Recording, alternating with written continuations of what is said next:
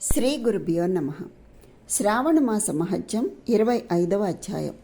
సర్వమంగళ మాంగళ్యే శివే సర్వార్థ సాధికే శరణ్యే త్ర్యంబకే దేవి నారాయణీ నమోస్తుతే. పరమేశ్వరుడు ఈ విధంగా చెప్తున్నాడు. అమావాస్య నాడు ఆచరించేటటువంటి వ్రతం పిఠోరా వ్రతం. శ్రావణ అమావాస్య నాడు సకల సంపదలను ప్రసాదించే ఉత్తమమైన వ్రతం పిఠోరా వ్రతం. దానిని ఆచరించాలి. అన్ని వస్తువులను, కుటుంబ సభ్యులను తనలో ఉంచుకోవటం వల్ల ఇల్లు పీఠంగా చెప్పబడింది. వస్తువులు అన్నిటి సమూహాన్ని అర అంటారు. అందువల్ల దీనికి పిఠోరా వ్రతం అని పేరొచ్చింది. ఇంటి గోడకు రాగి రంగు లేదా నలుపు లేదా తెలుపు రంగును లేపనంగా చేసి, అనగా రాగి రంగుతో పాటు పసుపు రంగు, నలుపుతో పాటుగా తెలుపు రంగు లేదా తెలుపు పసుపు కలిపిన రంగులు వేసి అనేక రకముల చిత్రములను లిఖించి ఇంటి మధ్యలో పార్వతీ పరమేశ్వరుల మూర్తిని లేదా శివలింగాన్ని పెట్టాలి.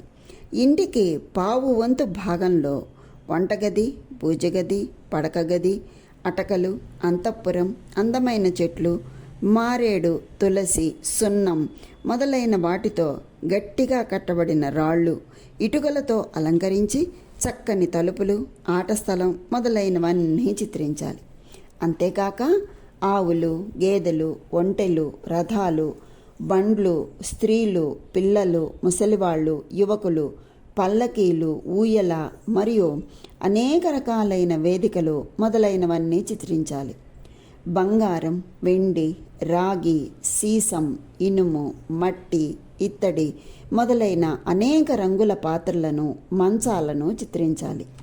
మైనా మొదలైన శుభంకరమైన పక్షులను, పిల్లిని, స్త్రీ పురుషులు ధరించే అనేక ఆభరణాలను, దుస్తులను, యాగానికి ఉపయోగించే పాత్రలను, 2 స్తంభాలను, పాలు, పెరుగు, నూనె, వెన్న, గోధుమలు, బార్లీ, మొక్కజొన్న, పప్పు దినుసులు, నువ్వులు, రుబ్బురోలు, పత్రం, రోకలి, చీపురు, విసనకర్ర, చెప్పులు, గొడుగు, వివిధ ఆయుధాలు, పుస్తకం, పెన్ను, పువ్వులు, పండ్లు, అనేక రకాల ఆకులు, దీపాలు, కూరగాయలు, వివిధ వంటకాలు ఇక్కడ ప్రస్తావించినవే కాకుండా ఇంటికి అవసరమైనవన్నీ చిత్రించి పార్వతీ పరమేశ్వరులతో కలిపి అన్నింటికి షోడశోపచారాలతో పూజించి గంధం, పువ్వులు, ధూపం సమర్పించి బ్రాహ్మణులకు, పిల్లలకు, సువాసినులకు భోజనం పెట్టాలి. తర్వాత పార్వతీ సహిత పరమేశ్వరుణ్ణి ఇలా ప్రార్థించాలి. శివసాంబ దయాసింధో గిరీశ శశిశేఖర వ్రతే నానేన సంతుష్టః ప్రయచ్ఛాస్మాన్ మనోరథాన్. ఈ విధంగా 5 సంవత్సరాలు చేసి ఉద్యాపన చేసుకోవాలి. ఉద్యాపనలో మారేడు దళాలతో, శివ మంత్రంతో ఆహుతులు సమర్పిస్తూ హోమం చేయాలి. దీనికంటే ముందుగా గ్రహ హోమం చేయాలి. ఆహుతుల సంఖ్య 1008 లేదా 108 ఉండాలి. గురువులను, బ్రాహ్మణులను గౌరవించి శక్తి వంచన లేకుండా దక్షిణను సమర్పించాలి. తరువాత బంధుమిత్రులతో కలిసి భోజనం చేయాలి. ఇలా వ్రతం ఆచరించిన మానవులు అన్ని కోరికలు తీరినవారే ఇహలోకంలో కావలసిన అన్నింటినీ పొందుతారు.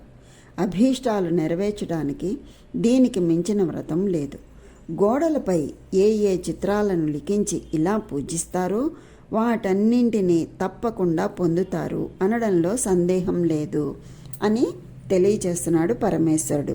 ఇది శ్రీ స్కాంద పురాణంలోని ఈశ్వర సనత్కుమార సంవాద రూపంగా ఉన్నటువంటి శ్రావణమాస మహత్యమందు 25వ అధ్యాయం సంపూర్ణం. కనుక ఆ శివకేశవుల యొక్క అనుగ్రహం అందరికీ కలగాలని కోరుకుంటూ స్వస్తి.